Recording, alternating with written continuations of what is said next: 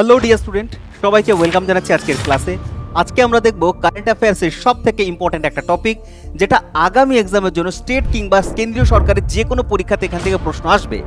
Bengal election বা পশ্চিমবঙ্গের বিধানসভা নির্বাচন 2026 ভোট হয়ে গেছে, রেজাল্ট আউট হয়ে গেছে এবং মুখ্যমন্ত্রী হিসাবে নতুন একজন মুখ্যমন্ত্রী হিসাবে শপথও নিয়ে নিয়েছেন।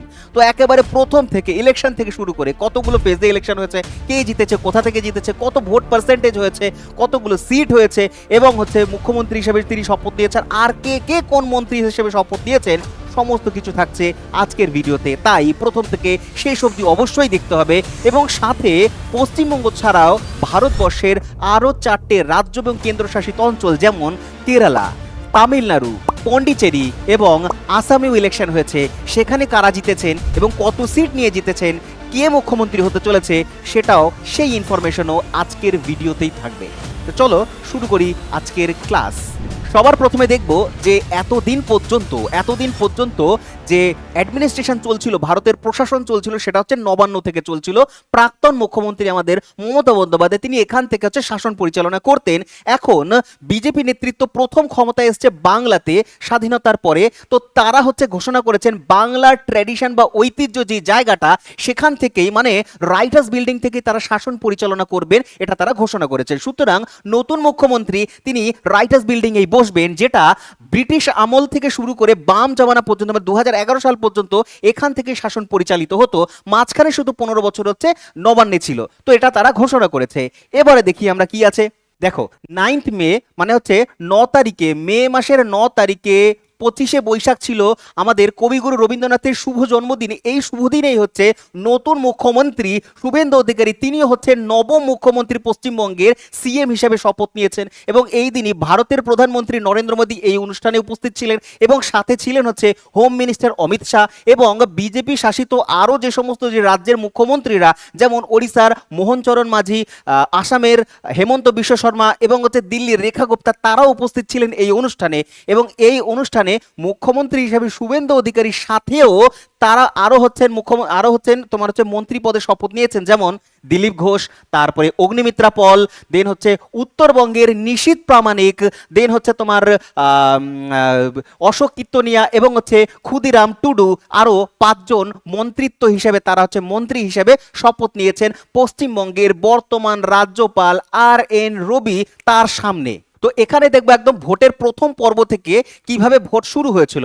দেখো এই বছর পশ্চিমবঙ্গের ভোট 294টি আসনে হয়েছে, কারণ পশ্চিমবঙ্গের বিধানসভার যে আসন সংখ্যা সেটা 294টি আসনে দুটো ফেজে ভোট হয়েছে। প্রথম যে দফা 23শে এপ্রিল ছিল 2026-এ, তারপরে 29শে এপ্রিল সেকেন্ড ফেজ বা দ্বিতীয় দফাতে ভোট হয়েছিল এবং রেজাল্ট ঘোষণা হয়েছে 4 তারিখের মে মাসে 2026-এর 4 তারিখের মে মাসে। কিন্তু দেখা যাচ্ছে 294টার মধ্যে একটা আসন, ফলতার আসন, সেটাকে আবার রিপোলিং এর জন্য 21 তারিখ মে মাসের ঘোষণা করা হয়েছে। সুতরাং রেজাল্ট বেরিয়েছে 293টি আসনে, 293টা আসনের রেজাল্ট বেরিয়েছে, আর 21 তারিখে একটা বিধানসভার আবার রিপোলিং হবে। ঠিক আছে, তো এবার দেখা যাচ্ছে পশ্চিমবঙ্গের একটা রেকর্ড ব্রেকিং ভোট পোলিং হয়েছে, মানে পোলিং হয়েছে আর কি। দেখা যাচ্ছে 92.93% ভোট পড়েছে 2011-র পরে। এটা রেকর্ড, সবার প্রথম এত ভোট পড়েছে। এখানে দেখতে পাচ্ছি আমরা সব থেকে প্রধান যে দলটি ছিল সেটা টিএমসি ছিল, যার অল ইন্ডিয়া তৃণমূল কংগ্রেস, যার জোড়াফুল চিহ্ন, যে তার চিহ্ন ছিল, এটা তার ফ্ল্যাগ ছিল। 291টা সিটে তারা ইলেকশন লড়ছিল বা কন্টেস্ট করছিল, যার প্রধান মমতা বন্দ্যোপাধ্যায়, প্রত্যেকে জানি। এবং তাদের জোট শরিক ছিল ভারতীয় গোর্খা প্রজাতান্ত্রিক মোর্চা, তাদের হেড ছিলেন, যা প্রধান ছিলেন অনিত থাপা। তারা 3টে আসনে তারা লড়েছিল এবং তাদের সিম্বল টর্চ সিম্বল। তারা দুজনে মিলে, দুটো পার্টি দুইজনে মিলে 294টি আসনে তারা ইলেকশন লড়াই করেছিল 2026 সালে। এবং তাদের সব থেকে বড় প্রতিদ্বন্দ্বী ছিল বিজেপি। এই বছর বিজেপি দল একাই কন্টেস্ট করেছে 294টি আসনে এবং তাদের সিম্বল তো জানি আমরা প্রত্যেকে। এবং বিজেপির যে বর্তমান রাজ্য সম্পাদক, তিনি তোমার শ্রমিক ভট্টাচার্য, তিনি পুরো এই দায়িত্বে ছিলেন এই বছরের ইলেকশনে। পশ্চিমবঙ্গের নতুন সরকার আসার পরে আমরা আশা এটাই রাখবো যে পিএসসির যে রিক্রুটমেন্টগুলো সেগুলো খুব ফাস্ট হবে, তাই পিএসসির যে ফর্ম ফিল আপ শুরু হয়ে গেছিল তার জন্য আমরা নতুন একটা কোর্স লঞ্চ করেছি। যদি তুমি পিএসসির জন্য প্রিপারেশন করতে যাও তাহলে 1.5 বছরের ভ্যালিডিটি এবং recorded class plus live class সহ এই পিএসসির এই সম্পূর্ণ ডেডিকেটেড এই কোর্সটি তুমি পারচেস করতে পারো। এছাড়াও জিডির জন্য 2027 সালের সম্পূর্ণ নতুন একটি ব্যাচ অলরেডি চলছে খুব ভালোভাবে। এছাড়াও আমাদের 0 to Pro 6.0 এই ব্যাচটা চলছে, কোর্সটা চলছে। এছাড়াও পুলিশের জন্য নিতে পারো এসএসসি ফাউন্ডেশন এবং রেলওয়ে ফাউন্ডেশনের জন্য কোর্স তোমাদের লঞ্চ করা হয়েছে।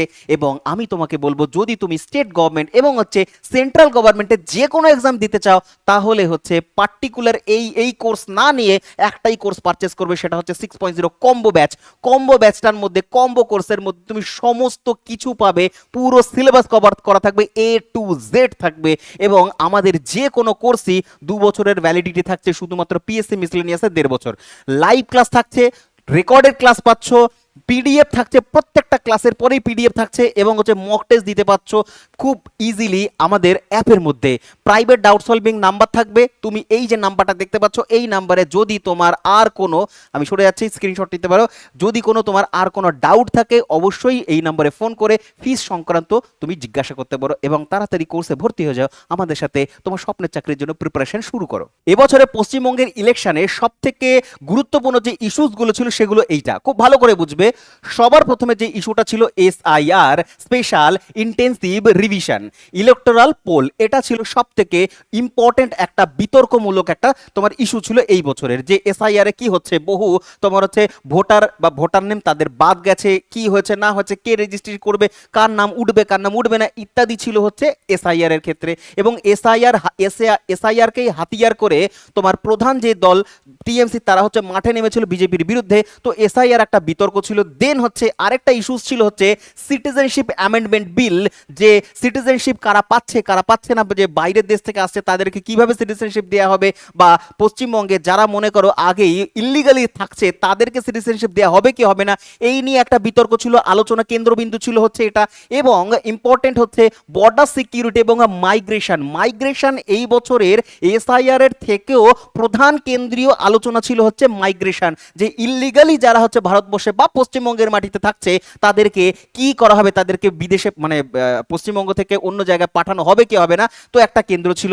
এবং করাপশন তো ছিলই ছিল, দীর্ঘদিনের একটা প্রতিবাদ ছিল করাপশন, যারা সিটিং গভর্নমেন্ট ছিল, যারা চলছিল টিএমসি সরকার, তাদের বিরুদ্ধে প্রচুর করাপশনের চার্জেস উঠেছিল, সেটা একটা ছিল দীর্ঘদিনের আন্দোলন। দেন ওয়েমেন সেফটি, যেমন আরজি কর, কাটোয়া, তারপর কামদুনি এবং পার্কস্ট্রিট, এই ধরনের যে ঘটনাগুলো পরপর ঘটছিল সেগুলো নিয়ে একটা মানুষের মনে অসন্তোষ ছিল।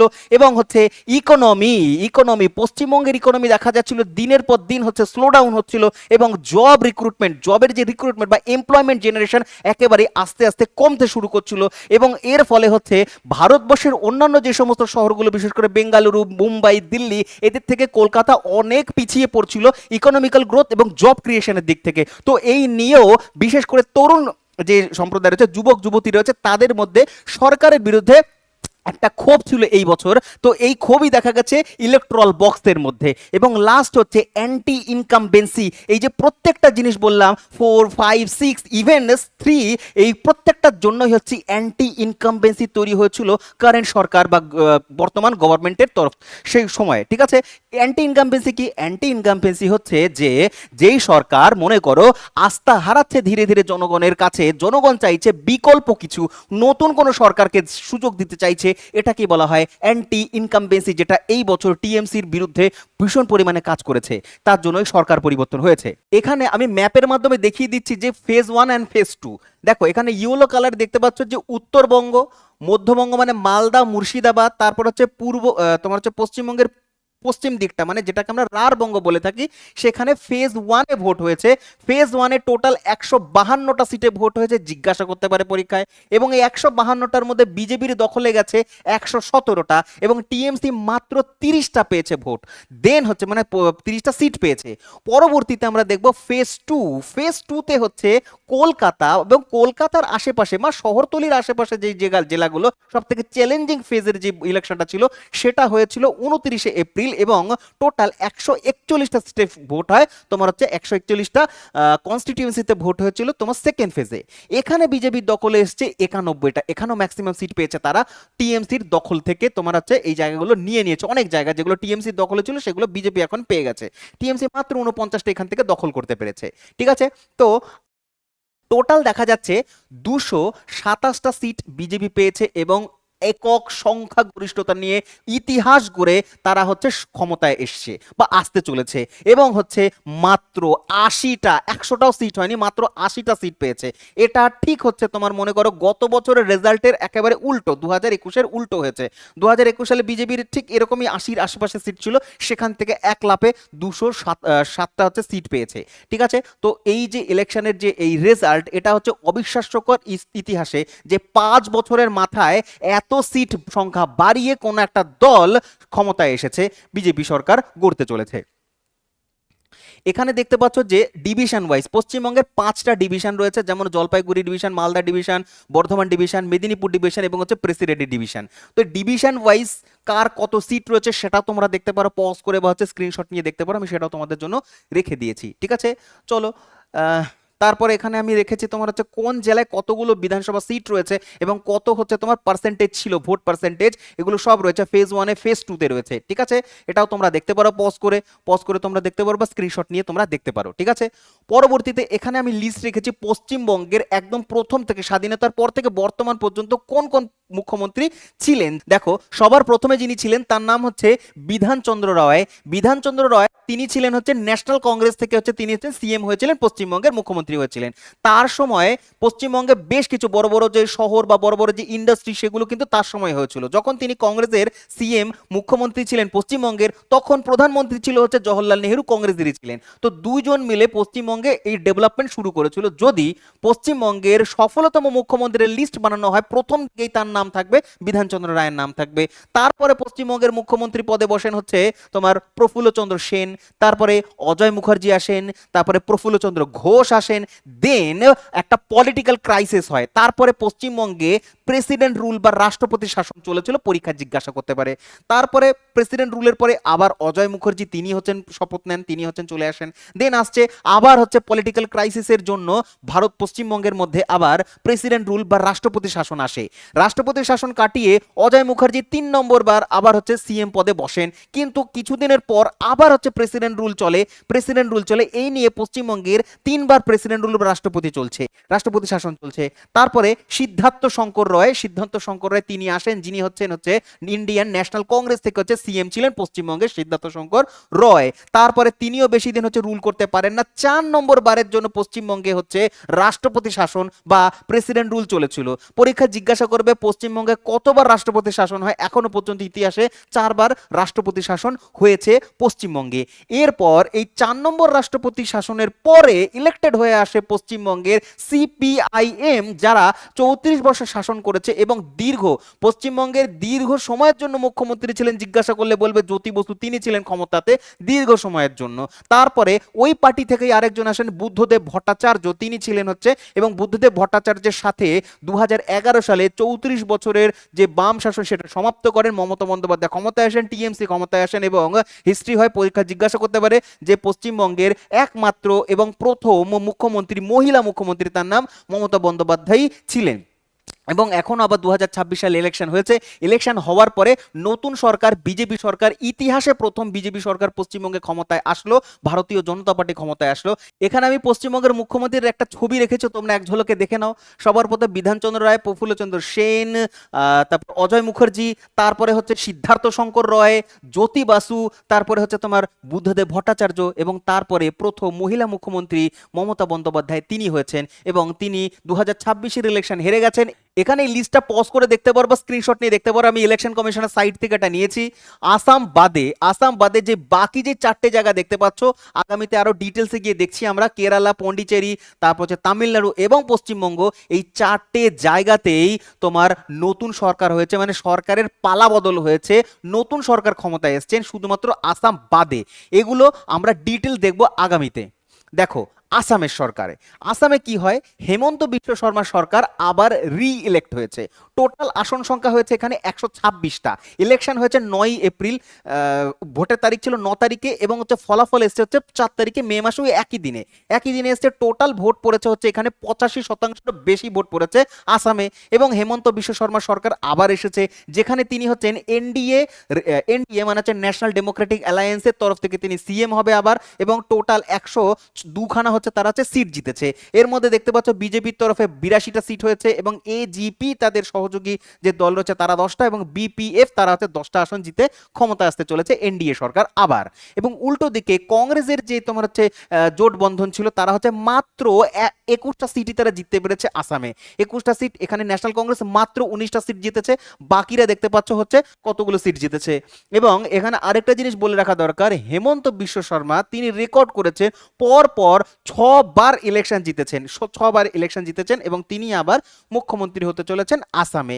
ঠিক আছে, এরপর আমরা দেখবো কেরাল রাজ্য। কেরালাও ইতিহাস তৈরি হয় 2026 সালে যে কটা ইলেকশন হয়েছে আসাম বাদে প্রত্যেকটা জায়গায় এরকমের কিছু না কিছু ছোটখাটো হিস্ট্রি হয়েছে, যেমন কেরালাতে দেখতে পাচ্ছি। কেরালার টোটাল আসন সংখ্যা হচ্ছে 140টা। 4 তারিখেও সেখানেও হচ্ছে রেজাল্ট বেরিয়েছে। এবং কেরালাতে 2 দশকে মানে হচ্ছে তোমার হচ্ছে দুবারের 10 বছরের যে সিপিআইএম সরকার ছিল পিনারাই বিজয়নের, তার সরকারকে হারিয়ে কংগ্রেসের জোট সরকার সেখানে সরকার করতে চলেছে। তার কারণ হচ্ছে ইউডিএফ 78টা সিট পেয়ে সংখ্যাগরিষ্ঠতা অর্জন করেছে, তারাই এখন চিফ মিনিস্টার হবে বা হচ্ছে তোমার সরকার তৈরি করবে। উল্টো দিকে হচ্ছে লেফটের ডেমোক্রেটিক ফ্রন্ট যারা ছিল, সিপিআইএম এর জোট সরকার ছিল, সেখানে পিনারাই বিজয়ন মাত্র 55টা সিট পেয়েছে, মাত্র 55টা সিট পেয়েছে। তো সেখানে হচ্ছে নতুন হচ্ছে তোমার কি নতুন সরকারের মুখ্যমন্ত্রী হতে চলেছেন ভিডি সতীশান। এই যে ছবিটা দেখতে পাচ্ছ, ভিডি সতীশান তিনি হচ্ছেন কেরালার নতুন মুখ্যমন্ত্রী হতে চলেছেন। তো কেরালা বা হচ্ছে সাউথের যে স্টেটগুলো, সেখানে আশ্চর্যের বিষয় নয়, সেখানে হচ্ছে প্রত্যেকটা স্টেটই 5 বছর 10 বছর পর পর তারা সরকার পরিবর্তন করে। আমাদের মতন এখানকার নয়, দীর্ঘ আর কি তোমার হচ্ছে লং একটাই সরকার চালাবে। তো সেখানে হচ্ছে করাপশনের চান্সেস বেশি থাকে। যদি মনে করে এরকম সরকার চেঞ্জ হতে থাকে বা পালা বদল হয়, তার একটা ফায়দা হয় কি, যারা সরকারে রয়েছে তাদের মাথায় এটা থাকবে যে কাজ না করলে আমরা হেরে যাব, সুতরাং আমাকে কাজ করতে হবে জনগণের জন্য, এটা একটা দায়বদ্ধতা থাকে। ঠিক আছে, আর যদি একই সরকার দীর্ঘদিন চলতে থাকে, তারা হচ্ছে কি করতে থাকে, তারা ভাবে যে হ্যাঁ আমরাই তো ক্ষমতায় আসবো, সুতরাং আমাদের কোনো দায়বদ্ধতা নেই, সুতরাং করাপশনের চান্সেস বেশি বাড়তে থাকে, যেটা আমাদের পশ্চিমবঙ্গে দীর্ঘদিন থেকে সমস্যা হয়ে রয়েছে। ঠিক আছে, চলো এবার কেরালার পরে আমরা যাব হচ্ছে তামিলনাড়ুতে। তামিলনাড়ুতেও ইতিহাস হয়েছে, নিশ্চয়ই এনাকে চেনো, থালাপতি বিজয় বা বিজয় থালাপতি। তিনি হচ্ছেন ক্ষমতায় এসছেন, প্রথম পার্টি তৈরি করেছেন, প্রথম সিএম হতে চলেছেন তামিলনাড়ুতে। ইতিহাস হয়েছে তামিলনাড়ুতেও। কি হয়, তামিলনাড়ুতে টোটাল সিট সংখ্যা হচ্ছে 234টা। 23 তারিখে সেখানে এক দফাতেই ভোট কমপ্লিট হয়ে গেছে তামিলনাড়ুতে। ঠিক আছে, এবং 4 তারিখে মে মাসে সেখানেও ইলেকশনের রেজাল্ট এসছে। ভোট সংখ্যা যে পার্সেন্টেজ পড়েছে 92%-এর বেশি পড়েছে যে ভোটের পার্সেন্টেজ। ঠিক আছে, এবং এখানে দেখা যাচ্ছে যে দুটো পার্টি হচ্ছে সরকার চালাতো এতদিন পর্যন্ত, ডিএমকে, একটা হচ্ছে এআইএডিএমকে চালাতো তারা। তো পিনারাই বিজয়ন নতুন দল গঠন করেছিল, হচ্ছে নাম দিয়েছে টিভিকে। তো এই দুটো দলেরই যারা এতদিন সরকার চালিয়েছে তাদেরকে হারিয়ে তিনি সংখ্যাগরিষ্ঠতা পেয়েছেন। তিনি হচ্ছেন বেশি সংখ্যাগরিষ্ঠতা বলবো না, ম্যাক্সিমাম সিট সংখ্যা পেয়েছেন, 108টা সিট পেয়েছে। ডিএমকে মাত্র 59টা পেয়েছেন এবং এআইএডিএমকে 47টা সিট পেয়েছে। এবং আদার্স দেখতেই পাচ্ছ কারা কত পেয়েছে, কংগ্রেস 5টা, পিএমকে পেয়েছে 4টে, বিজেপি পেয়েছে হচ্ছে তোমার 1টি সিট করে পেয়েছে। এবার এই যে টিভিকে, নতুন দল টিভিকে, থালাপতি বিজয়ের সরকার, এরা তো 108টা পেয়েছে, ম্যাক্সিমাম সিট তো পেয়েছে, কিন্তু সমস্যাটা হয়েছে কি, সমস্যাটা হয়েছে সরকার তৈরি করার জন্য 118টা সিট দরকার, মূল সংখ্যাগরিষ্ঠতা, সেই সংখ্যাগরিষ্ঠতা কারো কাছে নেই। তো হয়ে গেছে ত্রিশঙ্কু। এবার হচ্ছে থালাপতি বিজয়কে যদি সরকার তৈরি করতে লাগে, তাহলে ছোটখাটো অন্য সরকারের সাথে জোট করতে হবে, তবে গিয়ে তিনি সরকারে আসবে। তো এটাকে বলা হয়, এই সিচুয়েশনটাকে বলা হয় ত্রিশঙ্কু বিধানসভা হতে চলেছে। 118টা সিট কারো কাছে নেই, কিন্তু যদি জিজ্ঞাসা করে কে ম্যাক্সিমাম সিট পেয়েছে, তাহলে বলবে টিভিকে। টিভিকের যে প্রধান ছিলেন, চিফ মিনিস্টার হতে চলেছে হচ্ছেন মূলত তিনি, তার নাম হচ্ছে তালাপতি বিজয়। তিনি দুটো জায়গা থেকে ইলেকশন লড়েছেন, একটা হচ্ছে পেরাম্বুর, অন্য একটা জায়গার নাম হচ্ছে ত্রিচিরাপল্লী পূর্ব কনস্টিটিউয়েন্সি থেকে, এবং দুটো জায়গাতেই তিনি জিতেছেন। যেমন আমাদের এখানে শুভেন্দু অধিকারী, যিনি হচ্ছেন মমতা বন্দ্যোপাধ্যায়ের অপোনেন্টে ছিলেন, তিনিও দুটো জায়গাতে ইলেকশন লড়েছেন, ভবানীপুর এবং হচ্ছে নন্দীগ্রাম থেকে, তিনিও দুটো জায়গা থেকেই জিতেছেন কিন্তু, ঠিক আছে। আচ্ছা, এবার আরেকটা ইতিহাসের ব্যাপার, এম কে স্ট্যালিন যে সিটিং চিফ মিনিস্টার ছিলেন, এম কে স্ট্যালিন, তিনিও সেখানে হেরেছেন পশ্চিমবঙ্গের মতন। পশ্চিমবঙ্গের সিটিং চিফ মিনিস্টার ভবানীপুরে হেরেছেন মমতা বন্দ্যোপাধ্যায়, একই রকমভাবে তামিলনাড়ুতে তোমার সিটিং চিফ মিনিস্টার ছিলেন এম কে স্ট্যালিন, তিনিও দীর্ঘদিন থেকে কোলাতুর বিধানসভা থেকে জিতে আসছিলেন, তিনিও হেরে গেছেন সেখানে তামিলনাড়ুতে, ঠিক আছে। এটা একটা হিস্ট্রি হয়েছে। তো যাই হোক, জোট সরকার তৈরি করবে, নতুন সরকার আসতে চলেছে, নতুন পার্টি আসতে চলেছে টিভিকে তামিলনাড়ুর ইতিহাসে, ঠিক আছে, মনে রাখবে, এগুলো পরীক্ষার জন্য গুরুত্বপূর্ণ। এবার দেখি পন্ডিচেরি। পন্ডিচেরি হচ্ছে কেন্দ্রশাসিত অঞ্চল একটা। ভারতবর্ষের 3টে কেন্দ্রশাসিত অঞ্চল রয়েছে যেখানে বিধানসভা রয়েছে বা হচ্ছে চিফ মিনিস্টার রয়েছে, যেখানে ইলেকশন হয়। তো এক তো হচ্ছে পন্ডিচেরি, যেটা দেখবো এখন, অন্যটা হচ্ছে দিল্লি, আরেকটা হচ্ছে জম্মু অ্যান্ড কাশ্মীর। যদিও জম্মু কাশ্মীর আগে স্টেট ছিল, এখন হচ্ছে কেন্দ্রশাসিত অঞ্চল হয়ে গেছে 2019-এর পর থেকে। তো পন্ডিচেরিতে কি হয়, 2026 সালের অ্যাসেম্বলি ইলেকশন হয়েছে, 23 তারিখে হয়েছে, এখানেও ভোট হয়েছে, তোমার রেজাল্ট বেরিয়েছে ওই 4 তারিখে, একই সাথে ইলেকশন কমিশন অফ ইন্ডিয়া এখানেও রেজাল্ট ঘোষণা করেছেন। এখানে টোটাল সিট সংখ্যা হচ্ছে 30টা, 30টার মধ্যে তোমার 92% বেশি ভোট এখানে পড়েছে, মানে হচ্ছে ইলেকশন পোলিং হয়েছে এই জায়গাটাতে। তো এখানে দেখা যাচ্ছে পন্ডিচেরিতেও সিটিং গভর্নমেন্টকে হারিয়ে দেওয়া হয়েছে এবং হচ্ছে নতুন সরকার ক্ষমতায় আসতে চলেছে। নতুন সরকার, জোট সরকার, obviously UDF, united democratic front, তারা ক্ষমতায় আসতে চলেছে। মূলত কংগ্রেস এবং হচ্ছে ডিএমকে এর জোট সঙ্গী তারা এখানে, ডিএমকে পেয়েছে 12টি আসন, কংগ্রেস পেয়েছে 9টি আসন, টোটাল তারা হচ্ছে 21টা হচ্ছে সিট পেয়ে সংখ্যাগরিষ্ঠতা অর্জন করেছে এবং জোট সরকার তৈরি করতে চলেছে। এবং আগে রঙ্গস্বামী সরকার চলছিল, তাদেরকে হারিয়ে দিয়েছে, যেটা হচ্ছে এনডিএর গভর্নমেন্ট চলছিল, তারা 5টা এবং 3টে টোটাল 8টা সিট জিতে হেরে গেছে এবং একটা সিট পেয়েছে হচ্ছে স্বতন্ত্র অন্যান্য দল পেয়েছে আর কি, ঠিক আছে। তো পন্ডিচেরি কাহিনী, পন্ডিচেরি তো পালাবদল হচ্ছে, নতুন মুখ্যমন্ত্রী হতে চলেছে মুথু কুমারস্বামী, তিনি হচ্ছেন নতুন মুখ্যমন্ত্রী হতে চলেছে পন্ডিচেরিতে। এবারে আমরা দেখব মুখ্যমন্ত্রী মমতা বন্দ্যোপাধ্যায়, মানে পুরনো মুখ্যমন্ত্রী, যদি তিনি পদত্যাগ না করেন তাহলে কি ধরনের কনস্টিটিউশনাল ক্রাইসিস হতে পারে, বা এই ক্রাইসিসকে কিভাবে ওভারকাম করা যেতে পারে, বা নতুন সরকার কিভাবে তোমার হচ্ছে শপথ নিতে পারে, সেটা দেখে নেব। দেখো, এই সিচুয়েশনে 4টে ঘটনা ঘটতে পারে। 4টে কি, প্রথমে হচ্ছে তোমার ফ্লোর টেস্ট। এই ফ্লোর টেস্ট করানোর জন্যই এবার সিনে আসবে হচ্ছে রাজ্যপাল। রাজ্যপালের ক্ষমতা এখানে অপরিসীম। তিনি মুখ্যমন্ত্রী, মানে পুরনো মুখ্যমন্ত্রীকে বলবেন যে ঠিক আছে, পদত্যাগ না করলে সংবিধান অনুযায়ী সরকার কন্টিনিউ করবার জন্য সংখ্যাগরিষ্ঠতা দরকার পড়ে। তোমার কাছে সংখ্যাগরিষ্ঠতা 148টা আছে কি নেই সেটাকে প্রুফ করতে হবে, আর যখন এটা প্রুফ করতে যাবে তখন তিনি হেরে যাবেন। কেন? তার কারণ তিনি 2026-এর ইলেকশনে মাত্র 80টা সিট পেয়েছেন, সুতরাং সংখ্যাগরিষ্ঠতার ধারে কাছে তিনি নেই, সুতরাং ফ্লোর টেস্টে হেরে যাবে। নতুন সরকারকে সুযোগ দেওয়া হবে, নতুন সরকার গেছে তারা হচ্ছে বলবে 207টা সিট পেয়েছে, সুতরাং আমাদের কাছে সংখ্যাগরিষ্ঠতা রয়েছে, আমরা শপথ নেব, ঠিক আছে। এটা একটা হতে পারে। অপর দিকে হতে পারে হচ্ছে তোমার ডিসক্রিশনারি পাওয়ার, যেটা হচ্ছে একান্তই রাজ্যপালের কাছে থাকে, রাজ্যপাল এবং হচ্ছে রাষ্ট্রপতির কাছে থাকে। যখন মনে করো পুরনো মুখ্যমন্ত্রীর মেজরিটি হারিয়ে ফেলে বা পুরনো সরকার যদি মেজরিটি হারিয়ে ফেলে, তখন এই ক্ষমতা মানে একান্তই যে রাজ্যপালের ক্ষমতা, সেটা প্রয়োগ করে অটোমেটিকই হচ্ছে তোমার সিএম বা পুরনো সরকারকে এলিমিনেট করে দিয়ে নতুন মেজরিটি সরকারকে তোমার শপথ বাক্য পাঠ করা হবে এবং তাদেরকে ক্ষমতায় আনা হবে। এইটা একটা হতে পারে রাজ্যপালের এই দুটো ব্যাপার। এরপরে আরেকটা হতে পারে, সেটা হচ্ছে প্রেসিডেন্ট রুল। প্রেসিডেন্ট রুল হওয়ার চান্সেস খুব কম, তার কারণ প্রেসিডেন্ট রুল তখনই চালু করে রাজ্যপাল যখন মনে করো কোনো পার্টি মেজরিটিতে থাকে না। যখন কোনো পার্টি মেজরিটিতে থাকবে না, তখন হচ্ছে সাময়িক কালের জন্য একটা সময় দেয়া হয় যে যতগুলো পার্টি রয়েছে তারা নিজেদের মধ্যে জোট বানিয়ে তোমার ম্যাজিক ফিগার যেটা রয়েছে সেই ম্যাজিক ফিগার করে 148টা যদি হয় তবে গিয়ে কন্টিনিউ করতে পারে সরকার। ততদিন পর্যন্ত প্রেসিডেন্ট রুল চলবে, তার মানে হচ্ছে সমস্ত ক্ষমতা প্রেসিডেন্টের কাছে চলে যাবে। কিন্তু এমন সিচুয়েশন হবে না পশ্চিমবঙ্গে, তার কারণ হচ্ছে তোমার প্রেসিডেন্ট রুল হওয়ার কারণই নেই, কারণ মেজরিটিতে অলরেডি একটা দল রয়েছে কিন্তু 207টা সিট পেয়ে, সুতরাং এখানে প্রেসিডেন্ট রুলের কোনো প্রশ্নই আসে না। আরেকটা হতে পারে কি, কোর্টের ইন্টারভেনশন, সুপ্রিম কোর্ট বা হাইকোর্ট, এটা হচ্ছে তিনি হচ্ছেন যেতে পারেন যে হ্যাঁ সুপ্রিম কোর্টে হাইকোর্টে অ্যাপিল করতে পারে। এখানেও সুপ্রিম কোর্ট হাইকোর্ট হচ্ছে তোমার সমস্ত কিছু দেখে শুনে নিয়ে আস্থা ভোটের আয়োজন করবে, আর এই আস্থা ভোটেও পুরনো সরকার হেরে যাবে, তার কারণ তাদের কাছে 80টা সংখ্যা বেশি নেই, কিন্তু 80-র বেশি সিট নেই। সুতরাং কোনো মতেই তিনি কিন্তু 7ই মের পরে আর ক্ষমতায় থাকছেন না। সুতরাং আমার মনে হয় ফ্লোর টেস্ট কিংবা হচ্ছে এই যে ডিসক্রিশনারি পাওয়ার, এই পাওয়ারটা প্রয়োগ করে রাজ্যপাল নতুন সরকারকে ক্ষমতায় আনতে চলেছে এবং নতুন সিএমকে তোমরা দেখতে চলেছো। আমরা হচ্ছে দেখবো নতুন সিএম 9th মে শপথ বাক্য হবে। 9th মে রবীন্দ্র জয়ন্তীর দিন সরকার গড়তে চলেছে এবং নতুন মুখ্যমন্ত্রী তিনি হচ্ছেন শপথ বাক্য পাঠ করবেন রাজ্যপালের কাছ থেকে। ঠিক আছে, তো দেখো আমি অনেকটাই বেশি ব্যাখ্যা করে তোমাদের বোঝানোর চেষ্টা করলাম যে 5টা রাজ্যের কিভাবে ইলেকশন হয়েছে, কে কি জিতেছে না জিতেছে, সমস্ত কিছু সুন্দর করে তোমাদের কাছে তুলে ধরেছি। ভিডিও ভালো লাগলে অবশ্যই লাইক করতে ভুলো না এবং হচ্ছে দেখতে থাকো তোমাদের প্রিয় চ্যানেল ইউ স্টাডি। আর দেখা হচ্ছে অন্য কোনো ভিডিওতে। Thank you so much and জয় হিন্দ।